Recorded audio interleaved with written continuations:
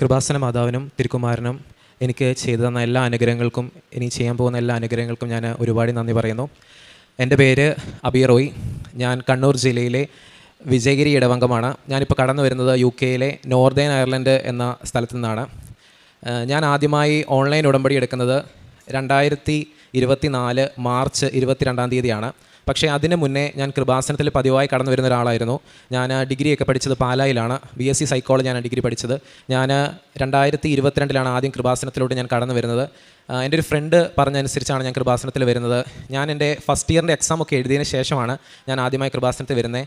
അപ്പം എൻ്റെ റിസൾട്ടൊക്കെ വന്നിട്ടുണ്ടായിരുന്നു. ആ സമയത്ത് ഞാൻ ഒത്തിരി കഷ്ടപ്പെട്ട് പഠിച്ചിട്ട് പോലും എനിക്ക് B ഗ്രേഡ് C ഗ്രേഡൊക്കെ ആയിരുന്നു ഫസ്റ്റ് ഇയറിൽ ഞാൻ കിട്ടിയത്. ഞാൻ എന്ന് കൃപാസനത്തിൽ ഞാൻ വന്ന് പ്രാർത്ഥിച്ചോ അതിനുശേഷം ഞാൻ എഴുതിയ എല്ലാ എക്സാമുകൾക്കും എനിക്ക് നല്ല ഗ്രേഡ് A ഗ്രേഡിലോട്ട് മാറി. ചില വിഷയങ്ങൾക്ക് ഫുൾ മാർക്കായി കിട്ടി. പക്ഷേ അന്നൊന്നും ഞാൻ ഉടമ്പടി എടുത്തിരുന്നില്ല.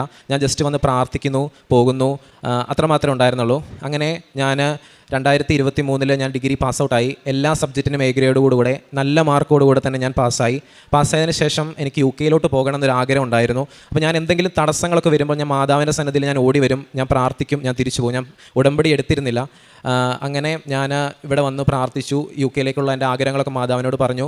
ഒരുപാട് തടസ്സങ്ങൾ നേരിട്ടെങ്കിലും ഞാൻ മാതാവിൻ്റെ അടുത്ത് വന്ന് പ്രാർത്ഥിക്കുമ്പോൾ കുരുക്കുകൾ അഴിയുന്നത് പോലെയായിരുന്നു മാതാവ് എൻ്റെ തടസ്സങ്ങളൊക്കെ മാറ്റി തന്നിരുന്നത്. IELTSൻ്റെ റിസൾട്ട് വരാനൊക്കെ ഒരുപാട് ലാഗ് ഉണ്ടായിരുന്നു. അപ്പോഴെല്ലാം ഞാൻ ലൈറ്റ് ക്യാൻഡിൽ പ്രയർ റിക്വസ്റ്റൊക്കെ ഇട്ട് ഞാൻ പ്രാർത്ഥിച്ചു. അപ്പം അതിനുശേഷം ഞാൻ ഓർക്കാതിരുന്ന സമയത്ത് തന്നെ എനിക്ക് ആവശ്യമായിട്ടുള്ള സ്കോർ തന്ന് മാതാവിനെ അനുഗ്രഹിച്ചു. അങ്ങനെ UK ടോപ്പ് 25 യൂണിവേഴ്സിറ്റിയിൽ തന്നെ മാതാവ് എനിക്ക് അഡ്മിഷൻ വാങ്ങിച്ചു തന്നു. അങ്ങനെ ഞാൻ UK മാതാവിൻ്റെ അനുഗ്രഹത്താൽ ഞാൻ UK എത്തിക്കഴിഞ്ഞ് ഒരു 3-4 മാസത്തിന് ശേഷമാണ് ഞാൻ ഉടമ്പടി എടുക്കുന്നത്. ഉടമ്പടി എടുക്കാനുണ്ടായൊരു സാഹചര്യം എന്ന് പറഞ്ഞു കഴിഞ്ഞാൽ, ആദ്യമായി ഞാൻ ജോലി ചെയ്തിരുന്നൊരു സ്ഥാപനം KFC ആയിരുന്നു. ഞാൻ പാർട്ട് ടൈം ജോലി ചെയ്തുകൊണ്ടിരുന്നത്. അപ്പം ഞാൻ അവിടെ എനിക്ക് ആദ്യമൊക്കെ ഓക്കെ ആയിരുന്നു. പിന്നീട് ഭയങ്കരമായിട്ട് റേഷ്യൽ ഡിസ്ക്രിമിനേഷൻ തുടങ്ങി, ഒരുപാട് മെൻ്റൽ ടോർച്ചർ തുടങ്ങി. അങ്ങനെ എനിക്ക് ഭയങ്കര ബുദ്ധിമുട്ടായി തുടങ്ങി. അപ്പോഴാണ് ഞാൻ മറ്റൊരു ജോലി അന്വേഷിക്കുന്നത്. ഞാൻ എത്ര അന്വേഷിച്ചിട്ടും കിട്ടുന്നില്ല. അപ്പോൾ എൻ്റെ ഫ്രണ്ട് പറഞ്ഞു, ഉടമ്പടി എടുക്ക്, പ്രാർത്ഥിക്ക്, അപ്പം നിയോഗങ്ങൾ വെച്ച് കഴിഞ്ഞാൽ മാതാവ് ഉറപ്പായിട്ടും സഹായിക്കുമെന്ന് പറഞ്ഞു. അങ്ങനെ ഇരിക്കുകയാണ് ഞാൻ ആദ്യമായി ഉടമ്പടി എടുക്കുന്നത്. മാർച്ച് 22 2024 ഞാൻ എടുക്കുന്നത്.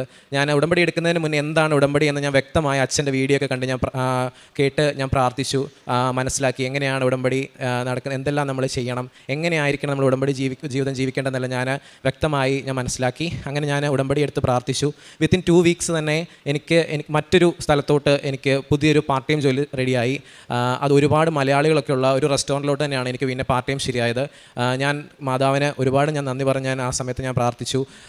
അതുപോലെ തന്നെ എൻ്റെ രണ്ടാമത്തെ നിയോഗമായിരുന്നു, ഞാൻ UK ചെന്ന് MSc അപ്ലൈഡ് ഡെവലപ്മെൻറ്റൽ സൈക്കോളജി, അതായത് ഓട്ടിസം, ഇൻ്റലക്ച്വൽ ഡിസബിലിറ്റി അങ്ങനെയുള്ള കുട്ടികളെ സ്പെഷ്യലൈസ് ചെയ്ത് പഠിക്കുന്ന ഒരു സൈക്കോളജി ആയിരുന്നത്. അപ്പം അതിലാണ് ഞാൻ മാസ്റ്റേഴ്സ് എടുക്കാൻ വേണ്ടി UK ചെന്നത്. അപ്പോൾ അതിലൊരു മൊഡ്യൂളാണ് പ്ലേസ്മെൻറ്റ് മൊഡ്യൂളുണ്ട്. അപ്പം എൻ്റെ ക്ലാസ്സിൽ ഏകദേശം 60 കുട്ടികളുണ്ട്. 60 കുട്ടിയിൽ ഞാൻ മാത്രം മലയാളം സംസാരിക്കുന്ന ഇന്ത്യക്കാരനായിട്ടുള്ളൂ. ബാക്കി എല്ലാവരും ഇംഗ്ലീഷുകാർ, അവിടെ ജനിച്ച് വളർന്നവർ. അപ്പോൾ ഒരു പ്ലേസ്മെൻറ്റ് എന്ന് പറഞ്ഞാൽ അവിടുത്തെ രീതി എന്ന് പറഞ്ഞാൽ നമ്മൾ ആപ്ലിക്കേഷൻ വെക്കണം. ഒരുപാട് ചോദ്യങ്ങളുണ്ട് ആപ്ലിക്കേഷൻ, അത് പ്ലേസ്മെൻറ്റിനകത്ത് എന്തുകൊണ്ടാണ് നമ്മൾ ഈ പ്ലേസ്മെൻറ്റ് എടുക്കുന്നത്, നമ്മൾ ഈ പ്ലേസ്മെൻറ്റ് നമുക്ക് കിട്ടിക്കഴിഞ്ഞാൽ നമ്മൾ എന്തെല്ലാം കാര്യങ്ങളാണ് നമ്മൾ ചെയ്യുന്നതെന്ന്. അപ്പം ഞാൻ ഇവിടെ സെൻറ്റ് ജോൺ ഓഫ് ഗോഡ് എന്ന് പറഞ്ഞൊരു സ്ഥാപനത്തിൽ ഞാൻ 1 കൊല്ലം അസിസ്റ്റൻറ്റ് സൈക്കോളജിസ്റ്റായിട്ട് വർക്ക് ചെയ്തിട്ടുണ്ട്. അത് ഇൻ്റലക്ച്വൽ ഡിസബിലിറ്റി, ഓട്ടിസം ഉള്ള കുട്ടികളുടെ ഒരു സ്കൂളായിരുന്നു. അപ്പം അവിടെ വെച്ച് മുതലാണ് എനിക്ക് ഓട്ടിസം അങ്ങനെയുള്ള കുട്ടികൾക്ക് വേണ്ടി ഒരുപാട് ജീവിക്കണം, അവർക്ക് വേണ്ടി ഒത്തിരി കാര്യങ്ങൾ ചെയ്യണം ഞാൻ ആഗ്രഹിച്ചതും എൻ്റെ ചിന്തയിലോട്ട് വന്നതും. അങ്ങനെ UK ഞാൻ പ്ലേസ്മെൻറ്റിന് വേണ്ടി അപ്ലൈ ചെയ്യുന്ന സമയത്ത് മാതാവിൻ്റെ മധ്യസ്ഥം അപേക്ഷിച്ചുകൊണ്ട് ഞാൻ പ്ലേസ്മെൻറ്റിൻ്റെ ഓരോ ചോദ്യങ്ങൾക്ക് ഉത്തരം എഴുതി. ഞാൻ ആപ്ലിക്കേഷൻ സമർപ്പിച്ച സമയത്ത് ഞാൻ വിശ്വാസ പ്രമാണവും പ്രത്യക്ഷീകരണ പ്രാർത്ഥനയെല്ലാം സമർപ്പിച്ചതിന് ശേഷമാണ് ഞാൻ പ്ലേസ്മെൻറ്റിന് വെച്ചത്. അങ്ങനെ അത്ഭുതം എന്ന് പറയട്ടെ, ഞാൻ ആഗ്രഹിച്ച ഓട്ടിസം റിലേറ്റഡ് ആയിട്ടുള്ള ഫീൽഡിൽ തന്നെ ഓട്ടിസം കുട്ടികളുടെ പേരൻസിന് വേണ്ടിയിട്ട് ചെയ്യുന്ന ഒരു റിസർച്ചിൻ്റെ ഭാഗമാകാൻ എനിക്ക് പറ്റി. അത് വളരെ വലിയൊരു അനുഗ്രഹമാണ്. ആ ഒരു പ്ലേസ്മെൻറ്റ് എൻ്റെ പിന്നീട് എനിക്ക് സംഭവിച്ച ഓരോ അനുഗ്രഹങ്ങൾക്കും ഒരു പാതയായിരുന്നു എന്ന് തന്നെ എനിക്ക് പിന്നീടാണത് മനസ്സിലായത്. ഞാൻ ഒത്തിരി സന്തോഷത്തോടെ പ്ലേസ്മെൻറ്റിന് പോയി. നല്ല മാർക്കോട് തന്നെ പ്ലേസ്മെൻറ്റ് മൊഡ്യൂൾ ഞാൻ പാസ്സായി. പിന്നീട് ഞാൻ അടുത്ത നിയോഗമായിട്ട് വെച്ചത് എൻ്റെ എല്ലാ സബ്ജക്റ്റുകളും തോറ്റുപോകാതെ പാസ്സാകണമെന്നായിരുന്നു. ആദ്യം ഞാൻ UK ചെന്ന സമയത്ത് ഞാൻ ഒരുപാട് ലാംഗ്വേജിന് ബുദ്ധിമുട്ടുണ്ടായിരുന്നു. കാരണം ഇംഗ്ലീഷ് സംസാരിക്കാൻ അറിയാം എന്നൊക്കെ ഉണ്ടെങ്കിൽ പോലും അവരുടെ ഒരു ആക്സെൻറ്റിൽ സംസാരിക്കുക, സ്പോണ്ടേനിയസ് ആയിട്ട് മറുപടി പറയുക, ഇതൊക്കെ ഭയങ്കര ബുദ്ധിമുട്ടുള്ളൊരു കാര്യമായിരുന്നു. അപ്പം ഒരു അസൈൻമെൻറ്റിനൊക്കെ ഞാൻ ആദ്യത്തെ അസൈൻമെൻറ്റിനൊക്കെ ഞാൻ ഓർക്കുന്നുണ്ട്, ഒരു 1.5 മാസം ഞാൻ എടുത്തു ഒരു 3000 വേർഡ്സിൻ്റെ ഒരു എസ്സേ ഞാൻ കംപ്ലീറ്റ് ചെയ്യാൻ വേണ്ടിയിട്ട്. പ്ലേജറിസം അങ്ങനെ കാര്യമുള്ളതുകൊണ്ട് നമുക്ക് ഒരിടത്ത് നോക്കി എഴുതാൻ പറ്റത്തില്ല. അപ്പം ഒത്തിരി കഷ്ടപ്പെട്ടാണ് ആദ്യത്തെ എഴുതിയത്. പക്ഷേ ഞാൻ മാതാവിൻ്റെ കൃപാസന മാതാവിൻ്റെ ഉടമ്പടി എടുത്തതിന് ശേഷം എൻ്റെ അസൈൻമെൻറ്റുകളൊക്കെ വളരെ ഫാസ്റ്റായിട്ട് ചെയ്യാൻ വേണ്ടി പറ്റുന്നുണ്ട്. അങ്ങനെ ഞാൻ ഓരോ അസൈൻമെൻറ്റ്, ഒരു മാസത്തിൽ 2 അസൈൻമെൻറ്റ് വരെ ഉണ്ടായിരുന്നു. എല്ലാ അസൈൻമെൻറ്റ് വെക്കുമ്പോഴും ഞാൻ വിശ്വാസ പ്രമാണം ചൊല്ലിയും ലാപ്ടോപ്പിൽ കുരിശ് വരച്ചൊക്കെയാണ്. എൻ്റെ കയ്യിൽ ഉടമ്പടി വസ്തുക്കളൊന്നും ഇല്ലായിരുന്നു ആ സമയത്ത്. ഞാൻ ഓൺലൈൻ ഉടമ്പടി എടുത്തതുകൊണ്ട് അപ്പോൾ ഞാൻ ലാപ്ടോപ്പിൽ കുരിശൊക്കെ വരച്ചിട്ടാണ് ഞാൻ സബ്മിറ്റ് ചെയ്തത്. അങ്ങനെ റിസൾട്ട് വന്നു കഴിഞ്ഞപ്പം എല്ലാ സബ്ജക്റ്റിനും നല്ല മാർക്കോടുകൂടി തന്നെ മാതാവ് എന്നെ വിജയിപ്പിച്ചു. മറ്റൊരു കാര്യം ഞാൻ വെച്ചതായിരുന്നു യു കെയിൽ ഡ്രൈവിംഗ് ലൈസൻസ് യു കെയിൽ കിട്ടുക എന്ന് പറഞ്ഞു കഴിഞ്ഞാൽ ഭയങ്കര പാടുള്ളൊരു കാര്യമാണ്. ഞാൻ ഇന്ത്യൻ ഇൻ്റർനാഷണൽ ലൈസൻസ് വെച്ചിട്ട് ഞാൻ അവിടെ വണ്ടി ഓടിക്കുന്നുണ്ടായിരുന്നു. അപ്പോൾ ഞാൻ ഇച്ചിരി ഓവർ കോൺഫിഡൻ്റ് ആയിരുന്നു ഫസ്റ്റ് എക്സാമിന് പോയപ്പം. അപ്പോൾ ആദ്യത്തെ എക്സാമിന് പോയപ്പോൾ ഇത് എനിക്ക് സിമ്പിളായിട്ട് കിട്ടുമല്ലോ, ഞാനിവിടെ വണ്ടി ഓടിക്കുന്ന ആളാണല്ലോ എന്ന് വിചാരിച്ച് ഞാൻ പോയി. ഫസ്റ്റ് തിയറി എക്സാമിനും ഫസ്റ്റ് പ്രാക്ടിക്കൽ എക്സാമിനും ഞാൻ ഫെയിലായി. അങ്ങനെ ഞാൻ മനസ്സിലാക്കി എൻ്റെ കഴിവുകൊണ്ട് കിട്ടില്ല, മാതാവ് ഇറങ്ങി വന്ന് സഹായിച്ചാൽ മാത്രമേ എനിക്ക് കിട്ടത്തുള്ളൂ എന്ന് എനിക്ക് ഉറപ്പായി. അങ്ങനെ ഞാൻ പ്രാർത്ഥിക്കാൻ തുടങ്ങി. ഞാൻ അടുത്ത എക്സാമിന് പോകുമ്പം എൻ്റെ വണ്ടിയിൽ മാതാവും കൂടെ വന്നിരിക്കണം എന്ന് ഞാൻ പ്രാർത്ഥിച്ചു. അങ്ങനെ 2ാമത്തെ അറ്റംപ്റ്റിൽ ഞാൻ തിയറി എക്സാമും ഞാൻ പാസ്സായി, പ്രാക്ടിക്കൽ എക്സാമും പാസ്സായി. കൃപാസന മാതാവിന് ഒരുപാട് നന്ദി. അതുപോലെ മറ്റൊരു നിയോഗമായിട്ട് ഞാൻ വെച്ചൊരു കാര്യമായിരുന്നു, പഠിച്ച് ഇറങ്ങുന്നതിന് മുന്നേ തന്നെ പഠിച്ച ഫീൽഡിൽ ഒരു ജോലി കിട്ടുക എന്ന് പറഞ്ഞാൽ. യു കെയിലോട്ടും അങ്ങനെ വിദേശത്തോട്ടൊക്കെ പോകുന്ന എല്ലാ കുട്ടികളുടെ ആഗ്രഹമാണ് അവർ പഠിച്ച ഫീൽഡിൽ ഒരു ജോലി കിട്ടുക. ഞാനും ആഗ്രഹിച്ചു. അങ്ങനെ എൻ്റെ ഒരു ആൻറ്റി കൃപാസനത്തിൽ വന്നിട്ടുണ്ട്. അപ്പോൾ ആൻറ്റിയുടെ കയ്യിൽ കൃപാസന ഉപ്പുണ്ടായിരുന്നു. അപ്പോൾ ആൻറ്റി എനിക്ക് കൃപാസന ഉപ്പ് നൽകി എന്നെ അനുഗ്രഹിച്ചു. അപ്പം ഞാൻ ഉപ്പും ഞാൻ എവിടെയൊക്കെ യാത്ര ചെയ്താലും എനിക്ക് തടസ്സങ്ങൾ വരുമ്പോൾ അവിടെയെല്ലാം ഞാൻ ആ ഉപ്പിട്ട് പ്രാർത്ഥിക്കാൻ തുടങ്ങി. അങ്ങനെ ഞാൻ ഇൻ്റർവ്യൂവിന് പോയി. ഇൻ്റർവ്യൂവിന് പോയപ്പോൾ ഞാൻ ഇൻ്റർവ്യൂ നടക്കുന്ന സ്ഥലത്തിനെല്ലാം ഞാൻ ചുറ്റും ഉപ്പിട്ട് ഞാൻ പ്രാർത്ഥിച്ചു. അങ്ങനെ ഞാൻ എന്താ പറഞ്ഞേ ഒന്നും എനിക്ക് ഈ സമയത്ത് ഇപ്പോഴും അന്നും ഓർമ്മയില്ല, ഇന്നും ഓർമ്മയില്ല. എന്തൊക്കെയോ ചോദ്യങ്ങൾ ചോദിച്ചു, അതിന് എന്തൊക്കെയോ മറുപടികൾ ഞാൻ പറഞ്ഞു. അങ്ങനെ ഇൻ്റർവ്യൂവിന് 2 ദിവസത്തിന് ശേഷം എനിക്ക് ഇൻ്റർവ്യൂ സെലക്റ്റായി. അവിടെ തന്നെയാണ് ഇപ്പോഴും ഞാൻ വർക്ക് ചെയ്യുന്നത്. അത് ഒരു സ്പെഷ്യൽ സ്കൂളാണ്, യു കെയിലെ ഒരു 80 വർഷം പാരമ്പര്യമുള്ളൊരു വളരെ നല്ലൊരു ക്യാമ്പ് ഹിൽ കമ്മ്യൂണിറ്റി എന്ന് പറഞ്ഞിട്ടുള്ളൊരു സ്പെഷ്യൽ സ്കൂളാണ് ഞാൻ അവിടെ വർക്ക് ചെയ്യുന്നത്. ഞാൻ അവിടെ positive behaviour and learning assistant എന്ന പോസ്റ്റിലാണ് ഞാൻ അവിടെ വർക്ക് ചെയ്യുന്നത്. മാതാവ് നൽകിയ ഏറ്റവും വലിയൊരു അനുഗ്രഹമായിട്ട് ഞാൻ പ്രാർത്ഥിച്ചതുപോലെ തന്നെ എൻ്റെ റിസൾട്ട് വരുന്നതിന് മുന്നേ, എൻ്റെ ഗ്രാജുവേഷന് 2 മാസം മുന്നേ മാതാവ് എനിക്ക് ആ ജോലി നൽകി എന്നെ അനുഗ്രഹിച്ചു. ഇപ്പം സ്കൂൾ അടച്ച സമയത്ത് ഞാൻ ലീവിന് വന്നിരിക്കുകയാണ്. അപ്പോഴാണ് ഞാൻ സാക്ഷ്യം പറയാനും തീർത്ഥാടന ഉടമ്പടി എടുക്കാനൊക്കെ ആയിട്ട് ഞാൻ വന്നത്. അതുപോലെ തന്നെ എനിക്ക് മാതാവ് വഴി കിട്ടിയ ഒരുപാട് അനുഗ്രഹങ്ങളുണ്ട്. ഏറ്റവും കൂടുതൽ അനുഗ്രഹങ്ങൾ എനിക്ക് കിട്ടിയിട്ടുള്ളത് എനിക്ക് വാഹനത്തിലൂടെ തന്നെയാണ്. എൻ്റെ ആദ്യത്തെ വാഹനം ഞാൻ ഡെലിവറി ജോബും കൂടെ ഞാൻ എനിക്ക് ചെയ്യാറുണ്ടായിരുന്നു. ഡെലിവറി ജോബിന് പൊയ്ക്കൊണ്ടിരുന്ന സമയത്ത് ഞാൻ വാഹനത്തിൽ ബൈബിൾ ഞാൻ പ്ലേ ചെയ്യുന്നുണ്ടായിരുന്നു. അങ്ങനെ ഞാൻ ഭയങ്കര മഴയായിട്ടുള്ളൊരു സമയമായിരുന്നു. അപ്പോൾ റോഡിൽ സാധാരണ യു കെയിലെ എല്ലാ റോഡിലും റോഡ് മാർക്കിങ്സ് ഉള്ളതാണ്. അപ്പോൾ ഞാൻ അന്ന് പോയ വഴി ഒരു ഊട് വഴിയായിരുന്നു. അതിൽ പോയിക്കൊണ്ടിരുന്നപ്പോൾ റോഡിൽ മാർക്കിംഗ് ഒന്നുമില്ല. അങ്ങനെ ഞാൻ നേരെ പോയി എൻ്റെ വലതുവശത്തുനിന്ന് വന്ന വണ്ടി എൻ്റെ വണ്ടിക്ക് ഇടിച്ചു. ഞാൻ 1 സെക്കൻഡ് നേരത്തെ ആ സ്പീഡിൽ പോകുമായിരുന്നെങ്കിൽ കറക്റ്റ് വണ്ടി എൻ്റെ ദേഹത്ത് ഇടിച്ചേനെ. പക്ഷേ എൻ്റെ സ്പീഡൊക്കെ നിയന്ത്രിച്ച് മാതാവിനെ രക്ഷിച്ചു. എൻ്റെ വണ്ടി ടോട്ടൽ ലോസ് ആയിപ്പോയി. ഞാൻ ഭയങ്കരമായിട്ട് സങ്കടപ്പെട്ടു. അവിടെ ചെറിയൊരു ഇടി വണ്ടിക്ക് കിട്ടിക്കഴിഞ്ഞാൽ വണ്ടി ടോട്ടൽ ലോസ് ആയിട്ട് വിടും. അങ്ങനെ എൻ്റെ വണ്ടി ടോട്ടൽ ലോസ് ആയിപ്പോയി. അപ്പോൾ എനിക്ക് വണ്ടിയില്ല. ഞാൻ വളരെയധികം സങ്കടപ്പെട്ടു. അങ്ങനെ ഇരിക്കുമ്പോഴാണ് എൻ്റെ മനസ്സിലോട്ട് ഒരു കാര്യം വന്നത്, റോഡിൽ മാർക്കിംഗ് ഒന്നും ഇല്ലല്ലോ, എന്നാൽ പിന്നെ ഒരു കംപ്ലയിൻറ്റ് കൊടുത്താൽ എന്താ. അങ്ങനെ ഞാൻ യു കെയിലെ റോഡ് ഡിപ്പാർട്ട്മെൻറ്റിലേക്ക് ഒരു കംപ്ലയിൻറ്റ് ഞാൻ ചെയ്തു. ഇന്ന വഴിയിലൂടെ ഞാൻ യാത്ര ചെയ്യുകയായിരുന്നു, മഴയായിരുന്നു, റോഡിൽ മാർക്കിങ്ങോ സൈൻ ബോർഡുകളോ ഒന്നും ഇല്ലായിരുന്നു. അങ്ങനെ എൻ്റെ വണ്ടി ഇടിച്ചു. അങ്ങനെ ഒരു കംപ്ലയിൻറ്റ് ഞാൻ അയച്ചു. ഒരു 2 ആഴ്ചയ്ക്കുള്ളിൽ അവരെനിക്ക് റിപ്ലൈ ചെയ്തു, നിങ്ങളുടെ ഫയൽ ഞങ്ങൾ പഠിക്കുകയാണ്, 1 മാസത്തിനുള്ളിൽ റിപ്ലൈ തരാമെന്ന്. അങ്ങനെ എൻ്റെ വണ്ടിക്ക് ഞാൻ എന്താണോ ചിലവാക്കിയത് അതിൽ കൂടുതൽ പൈസ എനിക്ക് റോഡ് ഡിപ്പാർട്ട്മെൻറ്റ് എൻ്റെ നഷ്ടപരിഹാരമായിട്ട് എനിക്ക് നൽകി എന്നെ അനുഗ്രഹിച്ചു. അത് വലിയൊരു അനുഗ്രഹമായിരുന്നു. അപ്പം മാതാവ് അനുഗ്രഹിച്ച് എനിക്ക് ആ പൈസ കിട്ടി. അപ്പം ഞാൻ മറ്റൊരു വണ്ടിക്ക് വേണ്ടി ആഗ്രഹിച്ചിരിക്കുകയായിരുന്നു. അപ്പം ഞാൻ മാതാവിനോട് പറഞ്ഞു, മാതാവേ എനിക്ക് മാതാവിൻ്റെ 7 എന്നുള്ള അക്കമുള്ള ഒരു നമ്പർ പ്ലേറ്റിൽ എവിടെയെങ്കിലും 7 എന്നുള്ള അക്കമുള്ള വണ്ടി തന്ന് അനുഗ്രഹിക്കണമെന്ന് ഞാൻ പ്രാർത്ഥിച്ചു. ഞാൻ നോക്കി. അവസാനം എന്നാൽ പിന്നെ ഞാൻ മടുത്തു, ഇനി നോക്കുന്നില്ല എന്ന് തന്നെ ഞാൻ വിചാരിച്ചു. അങ്ങനെ പെട്ടെന്ന് വേറൊരു ആപ്ലിക്കേഷൻ ഞാൻ നോക്കി കഴിഞ്ഞപ്പം ഒരു റെഡ് കളറുള്ളൊരു വണ്ടി എൻ്റെ കണ്ണിൽ ഉടക്കി. പെട്ടെന്ന് ഞാൻ എൻ്റെ നമ്പർ നോക്കി കഴിഞ്ഞപ്പോൾ അതിനകത്ത് 7 ഉണ്ട്. ആ ഒരു സ്പോട്ടിൽ തന്നെ ഞാൻ ഓണറിനെ വിളിച്ചു. നെക്സ്റ്റ് ഡേ തന്നെ പോയി വണ്ടി കണ്ടു, ഇഷ്ടപ്പെട്ടു, ഞാനത് വാങ്ങിച്ചു. ഇപ്പോഴത്തെ യു കെയിലെ കാലാവസ്ഥയ്ക്ക് അനുസൃതമായിട്ടുള്ള വളരെ നല്ലൊരു പുതിയ വണ്ടി തന്നെ എനിക്ക് മാതാവ് നൽകി എന്നെ അനുഗ്രഹിച്ചു. അങ്ങനെ യു കെയിലെ വഴികളിലെല്ലാം ഭയങ്കര സ്പീഡിലാണ് എല്ലാവരും ചില വഴികളിലൂടെ വണ്ടി ഓടിക്കേണ്ടത്. അങ്ങനെ ഒരുപാട് അപകടങ്ങൾ, ഞാൻ തലവേദനയൊക്കെ പിടിച്ച് കണ്ണ് ചിമ്മിപ്പോയ സമയത്തൊക്കെ മാതാവ് എന്നെ ഒത്തിരി അപകടങ്ങളിൽ നിന്ന് വാഹനത്തിൽ കൂടെ സംഭവിക്കാൻ പോകുന്ന ഒരുപാട് അപകടങ്ങളിൽ നിന്ന് മാതാവ് എന്നെ രക്ഷിച്ചു. പിന്നെ ഉടമ്പടി വസ്തുക്കൾ, ഈ ആൻറ്റി തന്ന ഉപ്പ് എൻ്റെ കൈവശം ഉണ്ടായിരുന്നു. അപ്പം എനിക്ക് ഇവിടുന്ന് പോയപ്പം യു കെയിൽ ചെന്നതിന് ശേഷം എൻ്റെ 2 പല്ല് കേടായി. അസാധ്യമായ പല്ല് വേദനയായിരുന്നു. ഒരിക്കലും എനിക്ക് കൺട്രോൾ ചെയ്യാൻ, എനിക്കതിനെ സഹിക്കാൻ പറ്റാവുന്നതിന് അപ്പുറത്തുള്ള ഒരു പല്ലുവേദനയായി മാറി. അപ്പം തണുപ്പ് കൂടുമ്പോഴത്തേക്കും ഭയങ്കര പല്ലുവേദനയായി, തലവേദനയായി. അപ്പം ഞാൻ ആ പല്ലുവേദനയുള്ള സ്ഥലത്ത് ഉപ്പിട്ട് ഞാൻ പ്രാർത്ഥിച്ചു. അങ്ങനെ എൻ്റെ പല്ലുവേദന നന്നായിട്ട് കുറഞ്ഞു. അപ്പം ഞാൻ മാതാവിനോട് ഞാനിങ്ങനെ പറഞ്ഞു, മാതാവേ, ഞാൻ നാട്ടിൽ വരുന്നത് വരെ പിടിച്ച് നിൽക്കാനുള്ള ഒരു ശക്തി എനിക്ക് നൽകി അനുഗ്രഹിക്കണമെന്ന്. അങ്ങനെ മാതാവ് എനിക്ക് നാട്ടിൽ വരുന്ന അന്ന് വരെ എനിക്ക് പല്ലുവേദന ഇല്ലാതെ, എൻ്റെ പല്ല് വേദനയൊന്നും ഇല്ലാതെ മാതാവ് റെഡിയാക്കി തന്നു. പിന്നെ എൻ്റെ ശരീരത്തിലിടയ്ക്ക് വലിയ കുരുക്കളൊക്കെ വരുമായിരുന്നു. അപ്പം ഞാൻ ആ ഒരു സമയത്ത് ഭയങ്കര വേദനയായപ്പോൾ ഞാൻ മാതാവിൻ്റെ ഉപ്പ് ചെറുതായിട്ട് വെള്ളത്തിൽ നനച്ചിട്ട് ആ കുരുവിൻ്റെ മുകളിൽ പുരട്ടി. പിറ്റേ ദിവസം ആയപ്പോഴത്തേക്കും കുരുവെല്ലാം ചുങ്ങിപ്പോയി തുടങ്ങി. അതാണ് എനിക്ക് ഉടമ്പടി വസ്തുക്കൾ വഴി എനിക്ക് കിട്ടിയ അനുഗ്രഹം. പിന്നീട് ഞാൻ ചെയ്യുന്ന പ്രേക്ഷിത പ്രവർത്തനങ്ങൾ എന്ന് പറഞ്ഞു കഴിഞ്ഞാൽ, എൻ്റെ കൂടെ വർക്ക് ചെയ്യുന്ന എല്ലാവരും ഇംഗ്ലീഷുകാർ തന്നെയാണ്. ആരും മലയാളികളില്ല, ഇന്ത്യക്കാരും ഇല്ല. അപ്പോൾ ഞാൻ അവിടെ മാതാവിനെ പറ്റി ഞാൻ സംസാരിക്കും. അങ്ങനെ ഒരു ദിവസം സംസാരിക്കുന്ന സമയത്ത് ജപമാലയെ പറ്റി സംസാരിച്ചു തുടങ്ങി.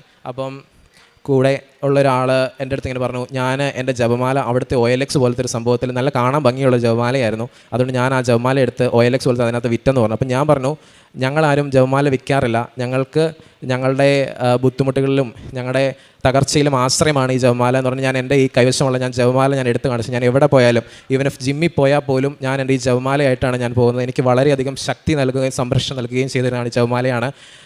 പിന്നെ ചെയ്യുന്ന പ്രേക്ഷിത പ്രവർത്തനങ്ങൾ എന്ന് പറഞ്ഞു കഴിഞ്ഞാൽ, ഞാൻ ഇവിടുത്തെ ഡെയിലി ബ്രെഡ് എല്ലാ ദിവസവും കാണുകയും അത് സ്റ്റാറ്റസ് ആക്കി ഇടുകയും ചെയ്യും. അതേപോലെ തന്നെ സാക്ഷ്യങ്ങളൊക്കെ കൂട്ടുകാർക്ക് അയച്ചു കൊടുക്കും. പിന്നെ ചൊവ്വാഴ്ച ദിവസങ്ങൾ നടക്കുന്ന ഉടമ്പടി ധ്യാനം പൂർണ്ണമായിട്ട് കാണുകയും അത് സാക്ഷ്യമായി അത് സ്റ്റാറ്റസായിട്ട് ഞാൻ അപ്ലോഡ് ചെയ്യുകയും ചെയ്യാറുണ്ട്.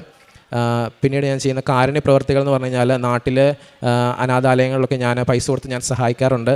അതുപോലെ തന്നെ ഡയാലിസിസ് പേഷ്യൻസിന് വേണ്ടിയിട്ട് എല്ലാ മാസവും ഞാൻ അവരെ സഹായിക്കാറുണ്ട്. പിന്നെ യു കെയിൽ ഇങ്ങനെ കാരുണ്യ പ്രവർത്തികളൊക്കെ ചെയ്യാൻ പറ്റുന്ന സ്കോപ്പുകൾ വളരെ കുറവാണ്. പക്ഷേ ഞാൻ കാരുണ്യപ്രവൃത്തി എന്നുള്ള രീതിയിൽ എൻ്റെ മനസ്സിൽ തോന്നിയൊരു കാര്യമാണ് വെച്ചാൽ, എൻ്റെ കൂട്ടുകാർ ഒത്തിരി പേര് വാഹനമില്ലാത്തവരുണ്ട്. പക്ഷേ ദേവാലയത്തിൽ പോയി, പള്ളിയിൽ പോയി അറ്റ്ലീസ്റ്റ് ഞായറാഴ്ചയെങ്കിലും പള്ളിയിൽ പോകണമെന്ന് ഒരുപാട് ആഗ്രഹമുള്ള ആൾക്കാരുണ്ട്. അപ്പം ഞാൻ പള്ളിയിൽ പോകുന്ന സമയത്ത് ആ ഏരിയയിലുള്ള പള്ളിയിൽ പോകാൻ വേണ്ടിയിട്ട് എൻ്റെ അടുത്ത് പറയുന്ന എല്ലാ ആൾക്കാരെയും എൻ്റെ വണ്ടിയിൽ കൂട്ടിക്കൊണ്ടുപോയി ദേവാലയത്തിൽ കൊണ്ടുപോയിരുന്നു. അപ്പം ഇതൊക്കെയാണ് ഞാൻ ചെയ്തിരുന്ന കാരുണ്യപ്രവർത്തികളും പ്രേക്ഷിത പ്രവർത്തനങ്ങളും.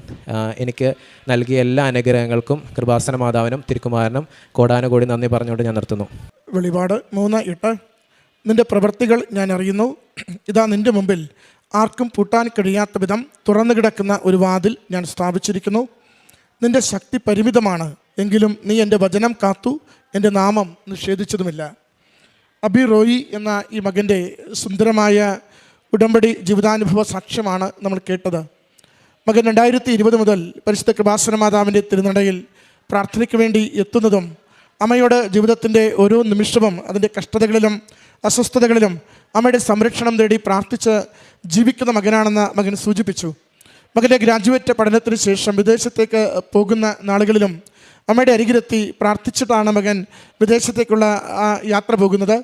അവിടെ എത്തി പോസ്റ്റ് ഗ്രാജുവേറ്റ് പഠനം തുടങ്ങുമ്പോഴാണ് മകന് 1-2 കാര്യങ്ങൾ അവിടെ ക്ലേശമുണ്ടായി. ഒന്ന്, ആഗ്രഹിക്കുന്ന ഇടത്ത് അവന് പഠനത്തിന് ചേരണമായിരുന്നു. 2, പരീക്ഷകൾ തടസ്സമില്ലാതെ വിജയിക്കണമായിരുന്നു. അങ്ങനെ പരീക്ഷകൾക്ക് വന്ന ചെറിയ ക്ലേശങ്ങളും അവിടെ പഠനത്തിൽ വന്ന ചില തടസ്സങ്ങളുമാണ് ഓൺലൈൻ ഉടമ്പടിയെടുത്ത് ജീവിക്കുവാനായി മകനെ സഹായിക്കുന്നത്. അവനത് ആദ്യമായി അമ്മയെക്കുറിച്ചോ ഉടമ്പടിയെക്കുറിച്ചോ ഒന്നും അറിയുന്നതല്ല. ശരിക്കും ഒരു ഉടമ്പടി ജീവിക്കുന്നത് പോലെ തന്നെ തൻ്റെ യൗവനകാലത്ത് താൻ കണ്ടുമുട്ടിയ കൃപാസന മാതാവിനോട് ഒരു ആത്മബന്ധം പുലർത്തിക്കൊണ്ടാണ് മകൻ ശരിക്കും ജീവിച്ചു തുടങ്ങിയത്.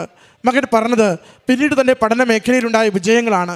അത് പലതരത്തിൽ ക്ലേശങ്ങളിലേക്ക്, പരാജയങ്ങളിലേക്ക്, അനിശ്ചിതാവസ്ഥകളിലേക്കൊക്കെ പോകാമായിരുന്നെങ്കിലും എങ്ങും ഒരു അപകടവുമില്ലാതെ അവൻ മാത്രം ഏക ഇന്ത്യക്കാരനായി അവൻ്റെ കോളേജിൽ പഠിക്കുമ്പോഴും മറ്റെല്ലാവരും അവിടെയുള്ള തദ്ദേശീയരായിട്ട് കൂടിയും അവൻ ആഗ്രഹിച്ചതുപോലെയുള്ള ഇടങ്ങളിൽ അവന് പ്ലേസ്മെൻറ്റ് കിട്ടുന്നു, ഇൻറ്റേൺഷിപ്പിന് പ്ലേസ്മെൻറ്റ് കിട്ടുന്നു, പരീക്ഷകളൊക്കെ നന്നായി വിജയിക്കുവാൻ സാധിക്കുന്നു. നല്ല മാർക്കോടുകൂടി അവൻ്റെ പഠനം പൂർത്തീകരിക്കുവാൻ അമ്മ മാതാവ് സഹായിച്ചതിനെയാണ് മകൻ ആദ്യം സൂചിപ്പിച്ചത്. അതിൽ പ്രത്യേകതയുള്ളൊരു കാര്യം മകൻ പറയുന്നുണ്ട്. ഇവിടെ ഗ്രാജുവേഷൻ ചെയ്യുമ്പോൾ അവൻ പോയ ഒരു ഇൻറ്റേൺഷിപ്പ് ഓട്ടിസം ബാധിച്ച മക്കൾക്ക് വേണ്ടി ജീവിതം കൊടുക്കണമെന്ന് അവനെ പ്രചോദിപ്പിക്കുകയും അതനുസരിച്ചുള്ള ഒരു ഉന്നത പഠനത്തിന് വേണ്ടി ആഗ്രഹിക്കുകയും ചെയ്തുവെന്ന്. സമൂഹം മാറ്റി നിർത്തുന്ന, മാതാപിതാക്കൾക്ക് പോലും ഏറെ ക്ലേശമുള്ള മക്കളായി എന്നും മാറുന്ന ആ കുഞ്ഞുങ്ങൾക്ക് വേണ്ടി തൻ്റെ ജീവിതം കൊടുക്കുവാനുള്ള ഒരു ചെറുപ്പക്കാരൻ്റെ ഉള്ളിലുള്ള ദൈവസ്നേഹത്തോടെയുള്ള ആഗ്രഹമാണ് ശരിക്കും അവൻ്റെ ആ ഉന്നത പഠനകാലത്ത് മുഴുവനും ഒരു ബ്ലോക്കില്ലാതെ, തടസ്സമില്ലാതെ പ്രതിസന്ധികൾ വന്നപ്പോഴും അമ്മ മാതാവ് ശരിയായി തന്നെ ഓരോ വാതിലും തുറന്നു കൊടുത്തുകൊണ്ട് അവൻ്റെ പഠനത്തെയും അവൻ്റെ പരിശീലനത്തെയും പൂർത്തിയാക്കിക്കൊണ്ട് സഹായിച്ചതെന്ന് മകൻ സാക്ഷ്യപ്പെടുത്തി. അതുപോലെ തന്നെ അവൻ്റെ ജോലിക്ക് വേണ്ടിയുള്ള പരിശ്രമം, റിസൾട്ട് വരുന്നതിന് മുമ്പ് തന്നെ അവൻ ആഗ്രഹിച്ച ഇടങ്ങളിൽ തന്നെ ഒരു ജോലിയിലേക്ക് വന്നെത്തുവാനും അവിടെയും നല്ല രീതിയിൽ അനുഗ്രഹമായി മറ്റുള്ളവർക്ക് തൻ്റെ സാന്നിധ്യം കൊടുക്കുവാൻ മകനെ സഹായിച്ചതിനെയാണ് സാക്ഷ്യപ്പെടുത്തിയത്. അവൻ്റെ കരിയർ മുഴുവനും, അവൻ്റെ പഠനവും അവൻ്റെ കരിയറും അമ്മ മാതാവ് എത്ര സുന്ദരമായി നയിച്ചുവെന്ന്, അതിൽ വരാമായിരുന്ന എല്ലാ തടസ്സങ്ങളെയും എല്ലാ തരത്തിലുള്ള ക്ലേശങ്ങളെയും എടുത്തു നീക്കിക്കൊണ്ട് അത് സുഗമമായി അമ്മ മാതാവ് അവൻ ആഗ്രഹിച്ചതുപോലെ അവനെ കൊണ്ടുവന്നെത്തിച്ചതിൻ്റെ സാക്ഷ്യമാണ് ആദ്യം പങ്കുവെച്ചത്. രണ്ടാമത്തത് ഉണ്ടായ ഒരു അപകടമാണ്. ക്ലേശത്തോടു കൂടിയാണ് അവിടെ ഓരോ മക്കളും പോയി ആദ്യകാലങ്ങളിൽ പഠിക്കുകയും ജീവിക്കുകയും ഒക്കെ ചെയ്യുക. ആ നാളുകളിൽ അവൻ പറഞ്ഞു, KFCയുടെ ഒരു താൽക്കാലിക ജീവനക്കാരനായി അവിടെ ആ ഭക്ഷണങ്ങളൊക്കെ കൈമാറുന്ന ജീവനക്കാരനായിട്ടാണ് അവനവിടെ ജീവിച്ചത്. നമ്മുടെ നാട്ടിൽ KFCയുടെ ജീവനക്കാരെ നമ്മൾ കാണുന്നതാണ്. അപ്പോൾ അത്ര കണ്ട് ഇവിടുന്ന് വലിയ കാര്യത്തോടു കൂടി അവിടെ ചെന്നിട്ട് അതിൻ്റെ ഒരു താൽക്കാലിക ജോലി ചെയ്ത് തൻ്റെ അന്നത്തെ കാര്യങ്ങൾ മുന്നോട്ട് കൊണ്ടുപോകുമ്പോഴാണ് അപകടം വന്നെത്തുന്നത്. രണ്ട് കാര്യങ്ങൾ അവൻ സൂചിപ്പിച്ചു.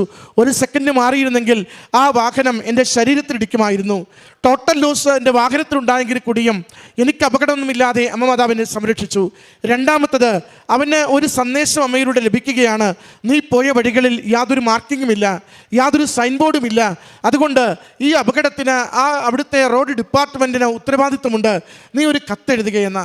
എന്തെങ്കിലും കിട്ടുമെന്ന് കരുതിയിട്ടല്ല, എങ്കിലും തനിക്ക് ലഭിച്ചൊരു പ്രചോദനത്തിൽ ഉടമ്പടിയിൽ ജീവിക്കുന്ന മകന് ഇങ്ങനെ എപ്പോഴും സന്ദേശം ലഭിക്കും. നമ്മൾ ഉടമ്പടിയിലാണോ നമ്മുടെ ജീവിതത്തിൻ്റെ ക്ലേശാവസ്ഥകളിൽ നമുക്ക് കൃത്യമായ സന്ദേശങ്ങൾ, ചില വ്യക്തികളുടെ ഇടപെടലുകൾ, ചിലപ്പോൾ അമ്മ മാതാവിൻ്റെ പ്രത്യേകമായ സാന്നിധ്യം, ചിലപ്പോൾ ചില അക്കങ്ങൾ, തീയതികൾ ഒക്കെ നമുക്ക് നൽകിക്കൊണ്ട് ഉടമ്പടി നമ്മളെ ഉറപ്പിക്കുകയാണ്. നിങ്ങളുടെ ജീവിതം അമ്മയുടെ സംരക്ഷണയിലാണ്. നിങ്ങൾ നടക്കുന്ന വഴികളിൽ നിങ്ങൾക്ക് ദൂതരുടെ കാവൽ ലഭിക്കും.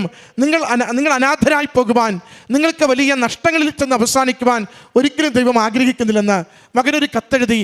കത്തിന് മറുപടി കിട്ടി. 1 മാസത്തിനുള്ളിൽ പരിശോധിച്ച് മറുപടി തരാമെന്ന് മകൻ പറയുന്നുണ്ട്.